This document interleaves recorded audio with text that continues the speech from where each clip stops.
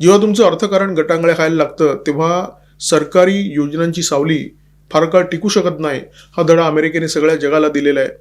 आपत्कालीन परिस्थितीचा सामना करण्यासाठी कोणत्याही सरकारकडे आपत्कालीन निधी असतो, परंतु या निधीतून लोककल्याणकारी योजनांसाठी खर्च केला जाणार नाही असं ट्रम्प सरकारने जाहीर केलेलं आहे.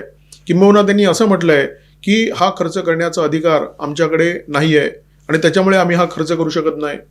अमेरिका ही लष्करी महासत्ता आहे, अमेरिका ही आर्थिक महासत्ता आहे. त्यामुळे अमेरिकेमध्ये ज्या लोककल्याणकारी योजना आहेत त्या अनंत काळापर्यंत सुरू राहतील असा समज घेऊन जे लोक अमेरिकेमध्ये जगत होते ते आता भरडले जात आहेत. आणि जोपर्यंत सत्ताधारी रिपब्लिकन पक्ष आणि विरोधी बाकावर बसलेला डेमोक्रॅट पक्ष यांच्यामध्ये तडजोड होत नाही तोपर्यंत हे चित्र बदलणार नाहीये.